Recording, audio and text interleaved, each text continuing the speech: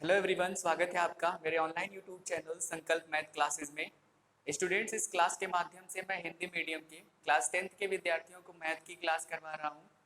उम्मीद करता हूं आप सबको ये वीडियो पसंद आ रही होगी। तो इसी उम्मीद के साथ आइए शुरू करते हैं आज का अपना लेक्चर। स्टूडेंट्स, इसके पहले वाले लेक्चर में हमने एक्सरसाइज 3.2 के 2 क्वेश्चन सॉल्व कर लिए हैं। आज हम थर्ड क्वेश्चन से स्टार्ट करेंगे।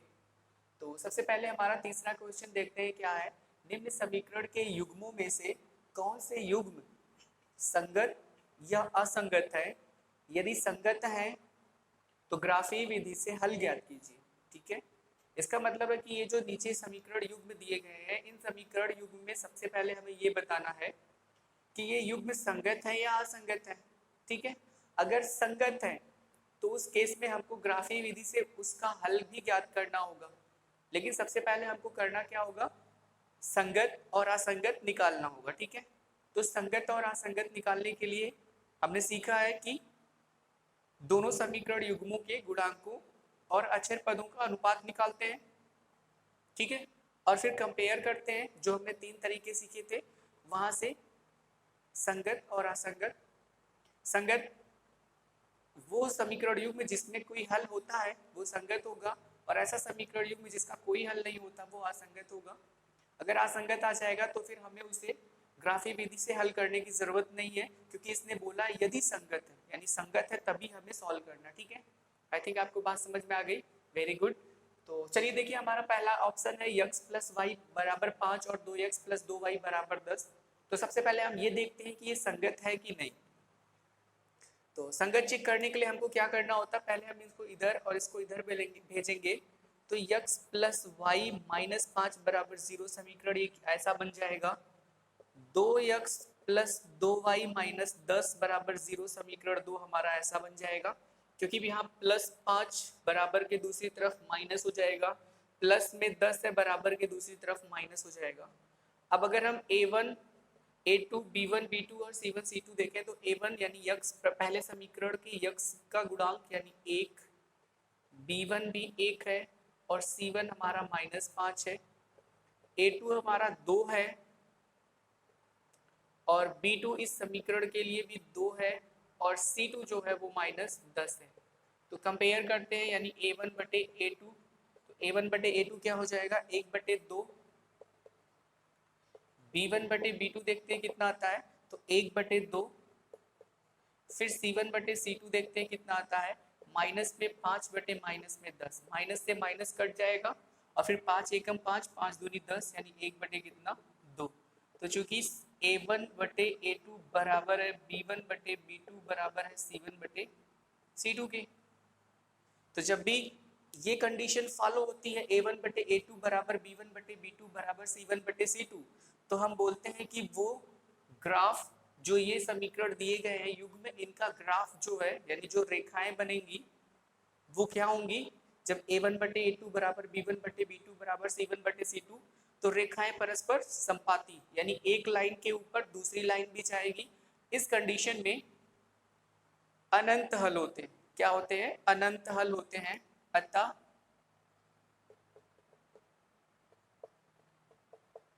समीकरण युग्मों के अनंत हल हैं।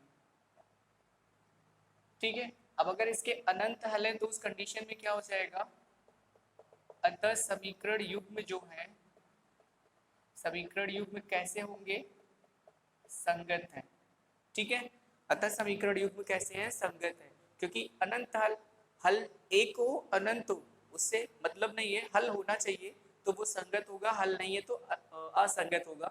हल है, अनंत हल है, तो फिर ये क्या हो गया, संगत। आई थिंक आपको बात समझ में आ गई। Very good. तो जैसे ही हमें पता चला कि ये संगत है, तो इस कंडीशन में अगर ये संगत है तो फिर हमें इसको ग्राफीय विधि से हल करना पड़ेगा।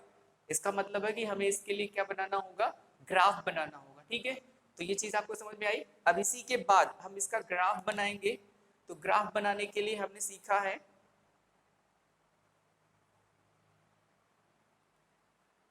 इसके बाद हम करेंगे, इतना प्रूफ करने के बाद फिर हम ग्राफीय रूप से जब निरूपित करते हैं, तो हमने सीखा है कि दोनों समीकरणों में से, दोनों समीकरणों को यानी दोनों समीकरणों को हम क्या करते हैं, यक्स या वाई में कन्वर्ट करते हैं तो मान लीजिए पहला समीकरण है यक्स प्लस वाई बराबर 5, तो हमने यहाँ वाई बराबर क्या लिखा 5 माइनस यक्स, ये हमारा इस तरीके से कन्वर्जन। ठीक है, मैंने आपको बताया था ग्राफ खींचने के लिए हम 3 स्टेप फॉलो करते हैं, तो वही हम करेंगे। तो वाई बराबर जो होगा वो 5 माइनस एक्स हो जाएगा। अब इसके लिए हम एक टेबल बनाते हैं, एक में एक्स लिखते हैं और एक में क्या लिखते हैं वाई लिखते हैं। ठीक है, अब यहाँ पर हम कोई भी वैल्यू रखें, अगर हम यहाँ x बराबर 1 रखें तो 5 में से 1 जाएगा 4 आएगा, x बराबर 2 रखें तो 5 में से 2 जाएगा 3 आएगा। इसी तरीके से और भी मान हम निकाल सकते हैं, पर हमने सीखा है कि किसी भी रेखा को खींचने के लिए पर्याप्त 2 बिंदु होने चाहिए, तो 2 बिंदु यहाँ से हमको मिल जाते हैं। अब हम अगर इसे x कामा y यानी निर्देशांक के फॉर्म में लिखें तो ये 1 कामा 4 और दूसरा हो जाएगा 2 कामा 3, क्योंकि x की वैल्यू पहले फिर y की वैल्यू होती है, तो ये निर्देशांक के रूप में हो गए। दूसरा समीकरण यहाँ पर क्या है 2x प्लस 2y बराबर 10। अगर हम यहाँ से देखें तो 2y बराबर कितना हो जाएगा, x को जब इधर भेजेंगे तो 10 माइनस 2x, यहाँ 2 कॉमन है, 2 को बाहर करेंगे तो 2 5 बचेगा यहाँ, और फिर माइनस x केवल अकेला बचेगा, और इधर 2y, 2 से 2 कैंसिल हो जाएगा, तो y बराबर 5 माइनस कितना x। इस दूसरे वाले समीकरण के लिए अगर हम टेबल बनाएं, एक में x और एक में y लिखें तो फिर 5 माइनस x यानी x बराबर 1 रखे तो y बराबर कितना 4, और x बराबर अगर 2 रखे तो y बराबर 5 में से 2 जाएगा 3। फिर अगर हम इसे भी x कामा y यानी निर्देशांकों के रूप में लिखें तो x कामा y जो होगा वो हो जाएगा 1 कामा 4 और दूसरा हो जाएगा कितना 2 कामा 3। आई थिंक आपको बात समझ में आ गई।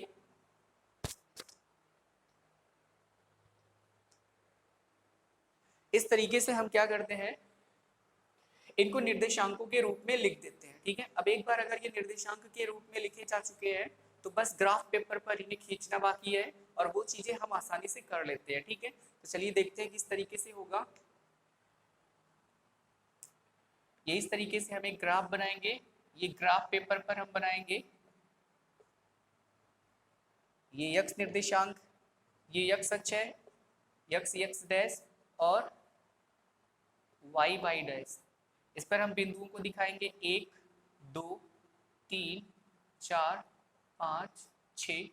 इधर हमारा धनात्मक y अक्ष होता है 1 2 3 4 5 6, इधर -1 -2 -3 -4 -5 और भी बहुत सारे, फिर -1 -2 -3 -4 -5 और भी बहुत सारे।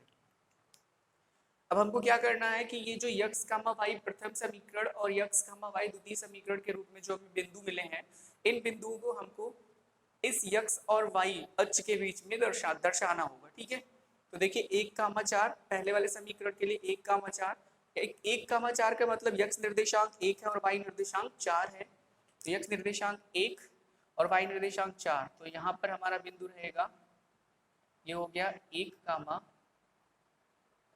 4। फिर दूसरा है 2 कामा 3, तो 2 कामा 3 हमारा 2 यानी x निर्देशांक 2 है, y निर्देशांक कितना है 3 है, तो ये हो गया कितना 2 कामा 3, ये 1 कामा 4। अब इन दोनों को मिलाते हुए अगर हम लाइन ड्रा कर दें तो कुछ इस तरीके से लाइन हमको मिलेगा, और ये ग्राफ है किसका x प्लस वाई बराबर 5 का। किसका है x प्लस वाई बराबर कितना 5। ठीक है, यानी पहले समीकरण का ग्राफ हमने बना दिया। दूसरा समीकरण x कामा y, दूसरे समीकरण के लिए भी बिंदु वही है 1 कामा 4 2 कामा 3। इसका मतलब ये रेखा भी इसी पर बनेगी, तो ये दोनों रेखाएं क्या हो गई परस्पर संपाती, क्योंकि किसी एक रेखा पर अगर दूसरी रेखा बनती है, यानी दूसरी रेखा भी जब हम इस पर बनाएंगे तो दूसरी रेखा कुछ इस तरीके से बनेगी। तो ये दूसरी रेखा हो गई किसकी 2x प्लस 2y बराबर किसकी 10 की। तो इस तरीके से ये दोनों रेखाएं ये दोनों समीकरण एक ही रेखा को प्रदर्शित करते हैं। तो इस कंडीशन में ये एक संपाती रेखा हो गई, और संपाती रेखा हो गई तो इसके कितने हल होंगे अनंत हल होंगे।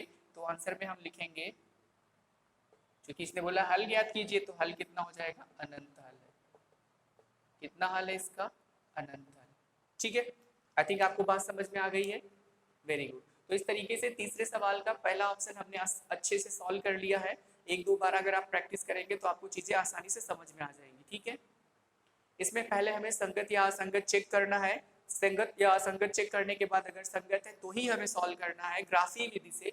अगर असंगत है तो हमें ग्राफी विधि से हल करने की जरूरत नहीं है, ठीक है।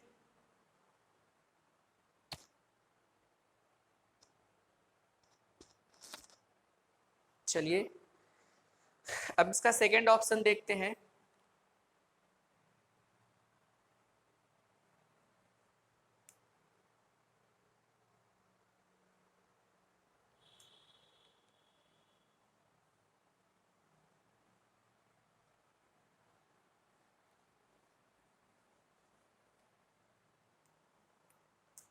सेकंड ऑप्शन यानी दूसरा ऑप्शन है हमारा, लिखा हुआ है x माइनस वाई बराबर 8, x माइनस वाई बराबर 8। स्टूडेंट की थर्ड नहीं फोर्थ क्वेश्चन है, आप इसको बना लीजिएगा। ये तीसरा नहीं चौथा क्वेश्चन है, 3 क्वेश्चन हम सॉल्व कर चुके हैं, ठीक है। तो आज हम चौथा क्वेश्चन सॉल्व कर रहे हैं, तो ये फोर्थ है। बुक की रेफरेंस में फिर से बता दूं, एनसीईआरटी की क्लास 10th की जो हिंदी मीडियम की बुक है, क्वेश्चंस वहीं से लिए जाते हैं। आप क्वेश्चंस को वहां से देख लीजिएगा, सॉल्यूशंस यहाँ से समझते हुए चलते हैं, ठीक है। तो ये फोर्थ क्वेश्चन है, थर्ड नहीं है। फोर्थ क्वेश्चन का second option x minus y बराबर 8, ये हमारा समीकरण पहला है। दूसरा है 3x माइनस 3y बराबर 16, 3x माइनस 3y बराबर कितना 16, ये समीकरण 2 है। तो सबसे पहले संगत और असंगत चेक करना है, तो देखिए क्या कर सकते हैं। समीकरण 1 को हम x माइनस वाई माइनस 8 बराबर 0, क्योंकि हम इसे इधर भेजते हैं, यानी ax plus B Y plus C के रूप में लिखते हैं, ठीक है। तो फिर ये हो जाएगा x माइनस वाई और ये प्लस 8 इधर आएगा तो माइनस 8 हो जाएगा। ये हो गया x माइनस वाई माइनस 8 बराबर 0, समीकरण 1। दूसरा आपका 3x माइनस 3y, जब इसको इधर भेजेंगे तो ये प्लस 16 माइनस 16 हो जाएगा, समीकरण नंबर 2। अब a1 कितना है यहाँ 1, b1 कितना है -1 और c1 कितना है -8। a2 है 3, b2 है -3 और c2 कितना है -16। तुलना करके देखते हैं, a1 बटे a2 ये हो जाएगा 1/3, b1 बटे b2 ये हो जाएगा -1/-3, माइनस से माइनस हट जाते हैं तो बचेगा 1/3। फिर c1 बटे c2 हम देखेंगे तो -8/-16, ये कट गया, 8 1 8, 8 दूनी 16 यानी 1/2। तो देखिए यहाँ पे आया a1 बटे a2 जो है वो b1 बटे b2 के बराबर है, पर ये रिलेशन c1 बटे c2 के बराबर नहीं है, ठीक है। तो जब भी इस तरीके का रिलेशन होता है a1 बटे a2 बराबर b1 बटे b2 बराबर नहीं है c1 बटे c2 के, तो फिर हम जानते हैं कि ये इन दोनों रेखाओं के, इन दोनों समीकरणों की रेखाओं के समांतर होने का प्रतिबंध है। और जब भी रेखाएं समांतर होंगी तो वो एक दूसरे पर कहीं पर मिलेंगी नहीं, तो जब मिलेंगी नहीं तो फिर x और y का कोई उभयनिष्ठ मान नहीं आएगा, और जब उभयनिष्ठ मान नहीं आएगा तो कोई हल ही नहीं होगा। इसका मतलब ये रिलेशन है कोई हल नहीं। अतः समीकरण युग्म का कोई हल नहीं है। अतः समीकरण युग्म का कोई हल नहीं है। और जब समीकरण युग्म का कोई हल नहीं है तो इस कंडीशन में क्या हो जाएगा, जो समीकरण युग्म है वो क्या हो जाएगा, असंगत। अतः समीकरण युग्म जो है वो कैसा हो जाएगा, असंगत है। कैसा है, असंगत है। और जब असंगत है तो फिर हमें ग्राफी विधि से इसको हल करने की जरूरत नहीं है, बस यही छोड़ देंगे इसको, ठीक है। आई थिंक आपको बात समझ में आ गई, वेरी गुड। चलिए अभी थर्ड ऑप्शन देखते हैं, क्वेश्चन नंबर 4 का थर्ड ऑप्शन।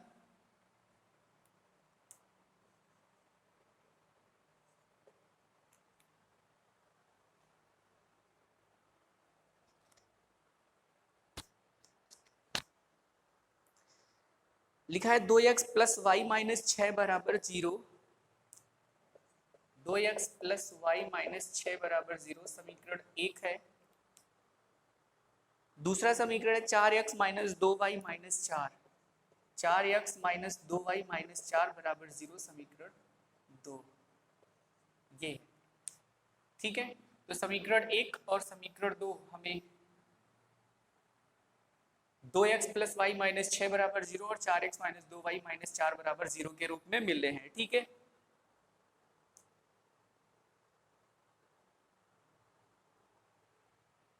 ठीक, तो चलिए देखिए ये A X plus B Y plus C के रूप में है, तो फिर हम इसे डायरेक्ट ए वन कितना है यहाँ पे 2, ए वन बी वन और सी वन जो पहला समीकरण होता है उसके यक्स निर्देशांक वाई निर्देशांक और अचर पद होते हैं, और A two B two C two जो द्वितीय समीकरण है उसके क्रमशः यक्स निर्देशांक वाई निर्देशांक और अचर पद होते हैं। ठीक है, तो ए वन बराबर है 2, बी वन है 1 और सी वन है कितना -6, ए टू है हमारा 4 और बी टू है -2 और सी टू कितना है -4। अब अगर हम कंपेयर करें इसकी, यही कर लेते हैं, तो a1 बटे a2 कितना आएगा 2/4 यानी 2 एक कम 2, 2 दूनी 4 यानी 1 बटे कितना 2। b1 बटे b2 कितना आएगा 1 बटे -2, 1 बटे -2। ठीक है, अब देखिए यहाँ C1 बटे C2 को कंपेयर करने की जरूरत नहीं है क्योंकि 1 बटे 2 A1 बटे A2 है और 1 बटे -2 या फिर इसी को हम लिख सकते हैं माइनस में 1 बटे 2 वो B1 बटे B2, दोनों आपस में बराबर नहीं है। इसका मतलब A1 बटे A2 बराबर नहीं है B1 बटे B2 के। ये कंडीशन कब फॉलो होती है, जब इन दोनों समीकरणों से बनी रेखाएं जो है वो एक दूसरे को किसी एक बिंदु पर प्रतिच्छेद करती हैं, तो ये कंडीशन बनता है। अब किसी एक बिंदु पर प्रतिच्छेद करेंगे तो इसका मतलब एक हल होगा यानी अद्वितीय हल, तो अतः समीकरण युग्म का एक अद्वितीय हल है। तो ये जो समीकरण युग्म है इसका एक अद्वितीय हल है, इसका मतलब संगत है, अतः समीकरण युग्म जो है वो कैसा होगा संगत, यानी ये संगत है। अब अगर ये संगत है तो फिर हमें इसे भी ग्राफी विधि से हल करना पड़ेगा। ठीक है, और ग्राफी विधि से हल करने के लिए फिर से वही 3 स्टेप। ठीक, तो चलिए देखते हैं। समीकरण पहला जो है हमारा, ये सब यहाँ से मतलब आप लिखे रहिएगा, यहाँ से मैं हटा रहा हूँ, इसी के नीचे हम इसको प्रूव करेंगे। तो ये संगत है। तो देखिए पहले समीकरण को हम 2x प्लस वाई माइनस 6 बराबर 0 है, y को इधर ही रखते हैं और बाकी सबको इधर भेजते हैं, तो 2x माइनस में हो जाएगा और 6 प्लस में, यानी 6 माइनस कितना 2x, 6 प्लस हो जाएगा 2x माइनस। ठीक है, अब यहाँ पर इस तरीके से हम टेबल बनाते हैं, एक में x रखते हैं और एक में क्या y। तो चलिए अगर x बराबर हमने 1 रखा तो 2 1 कम 2 और 6 में से 2 जाएगा कितना जाएगा 4। अगर हमने x बराबर 2 रखा तो 2 और 2 का गुणा 4, 6 में से 4 जाएगा कितना आ जाएगा 2। अब अगर हम इसे x, y यानी निर्देशांकों के रूप में लिखें तो फिर ये 1, 4 यानी x निर्देशांक, y निर्देशांक और 2, 2 ये दो बिंदु हमें मिलेंगे। दूसरा जो समीकरण है वो है 4x माइनस 2y माइनस 4 बराबर कितना 0। अब यहाँ भी अगर हम 2y को यहीं रखें बाकी इन सबको इधर भेजें तो माइनस 2y बराबर 4, ये प्लस में हो जाएगा, इधर जाएगा तो कितना हो जाएगा -4x। माइनस से अगर गुणा कर दें तो ये वाला धनात्मक हो जाएगा और बाकी सब ऋणात्मक, तो ये ऋण क्या हो जाएगा प्लस, है तो इसको आगे लिखेंगे, और ये धन हो जाएगा माइनस, को पीछे कर दीजिए। ठीक है, यानी 2y बराबर 4x माइनस कितना 4। ठीक, 2y को हमने यहाँ रखा, बाकी दोनों को उस तरफ भेजा तो 4x प्लस में था माइनस हो गया, ये माइनस में था प्लस हो गया। फिर हमको इधर धनात्मक चाहिए तो माइनस से गुणा कर देते हैं दोनों तरफ, तो ये माइनस और माइनस प्लस हो गया, माइनस प्लस माइनस, तो इसको पीछे लिखा, माइनस माइनस प्लस, इसको आगे लिखेंगे। अब देखिए इसमें 2 कॉमन है, 2 से 2 उभयनिष्ठ है तो 2 कॉमन करेंगे तो यहाँ से 2x माइनस 2 बचेगा और इधर कितना 2 से 2 कट गया तो y बराबर हो जाएगा 2x माइनस कितना 2। यहाँ भी अगर हम टेबल बनाए, एक में x और एक में y रखें, अब यहाँ अगर हम x के प्लेस पर 1 रखें, 2 और 1 का गुणा 1 हो जाएगा, सॉरी 2 और 1 का गुणा 2 हो जाएगा और 2 में से 2 जाएगा कितना आएगा 0। x बराबर 2 रखे तो 2 दूनी हो गया 4 और 4 में से 2 गया तो 2, यानी x, y के रूप में जब हम यहाँ पे लिखेंगे तो हमें मिला 1, 0 और दूसरा मिलेगा 2, 2। तो ये बिंदुओं के रूप में हमें मिल चुके हैं निर्देशांक। अब हमें इन समीकरणों को ग्राफ पेपर पर रखना होगा। ठीक है, तो चलिए देखते हैं कैसे करते हैं। इसको मैं यहाँ से हटा रहा हूँ, दूसरे समीकरण के लिए x, y है हमारा 1, 0 और 2, 2। चलिए अब इसको ड्रा करते हैं, खींचते हैं। इस तरीके से y निर्देशांक और x निर्देशांक, x डैश y डैश, ये +1 +2 +3 +4 +5 +6 +7, -1 -2 -3 -4 -5 -6 -7, +1 +2 +3 +4 +5 +6 +7, और इधर क्या रहेगा -1 -2 -3 और -4 डॉट डॉट। अब देखिए जो पहला समीकरण है उसके लिए x और y निर्देशांक 1,4 यानी x निर्देशांक 1 और y निर्देशांक 4, तो यहाँ कहीं 1,4, 2,2 y निर्देशांक x निर्देशांक 2,2, तो ये 2 और 2 यानी यहाँ पे, तो ये हो गया कितना 2,2।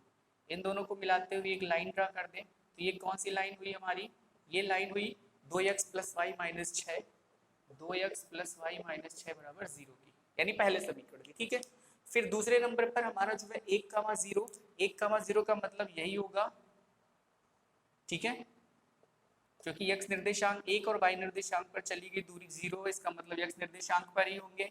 2,2 फिर से यही है, तो ये हो गया, और ये समीकरण है हमारा 4x - 2y और -4 बराबर 0। तो देखिए यहाँ पर इस पर उभयनिष्ठ बिंदु है, यानी ये प्रतिच्छेद कर रहा है, और इसका x निर्देशांक और y निर्देशांक ही मान होंगे, अतः आंसर में क्या हो जाएगा, x बराबर 2 और y बराबर भी क्या हो जाएगा 2, क्योंकि यही उभयनिष्ठ बिंदु है जिस पर दोनों रेखाएं एक दूसरे को प्रतिच्छेद करती है। तो जो उभयनिष्ठ बिंदु है उसका x निर्देशांक x का मान और y निर्देशांक y का मान होगा। ठीक है, तो इस तरीके से आंसर x बराबर 2 और y बराबर कितना आ गया 2। ठीक,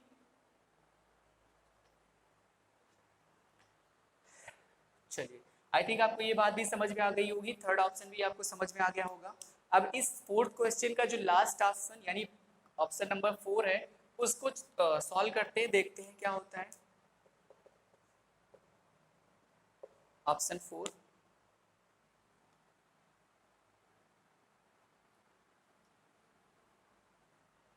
क्वेश्चन लिखा हुआ है 2x - 2y - 2, 2x - 2y - 2 बराबर 0, इक्वेशन फर्स्ट है ये। फिर है 4x - 4y - 5, 4x - 4y - 5 बराबर 0, समीकरण 2 है। ये ax + by + c बराबर 0 के रूप में पहले से ही व्यवस्थित है। सीधे हम a1 निकालते हैं, a1 b1, तो ये हो जाएगा 2, b1 हो गया -2, और c1 कितना है वो भी है -2, और फिर a2 देखिए, a2 है 4, यानी दूसरे समीकरण का x निर्देशांक 4 है, b2 है -4, और c2 जो है वो है -5, c2 कितना है -5। ठीक है, अब चलिए कंपेयर करते हैं, तो a1 बटे a2 कितना हो जाएगा 2/4, ये 2 1 कम 2, 2 दूनी 4, यानी 1 बटे कितना 2। b1 बटे b2 देखते हैं कितना आता है -2/-4, माइनस से माइनस हट जाएगा, 2 1 कम 2, 2 दूनी 4, यानी 1 बटे कितना 2। फिर c1 बटे c2 देखते हैं कितना आएगा -2/-5, माइनस से माइनस हट जाएगा, तो 2 बटे कितना 5। अब देखिए a1 बटे a2, b1 बटे b2 ये तो बराबर है, पर ये दोनों रिलेशन c1 बटे c2 के बराबर नहीं है, और ये कंडीशन जब फॉलो होती है तो ये कोई हल नहीं होने की कंडीशन है, अतः समीकरण युग्म के कोई हल नहीं है।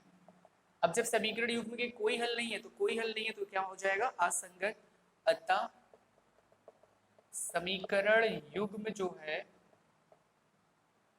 समीकरण युग्म जो है वो कैसा है असंगत। ठीक है, और जैसे हमें पता चला कि समीकरण युग्म एक असंगत समीकरण युग्म है तो फिर हमें इसे ग्राफी विधि से हल करने की जरूरत नहीं है। ठीक है, ठीक,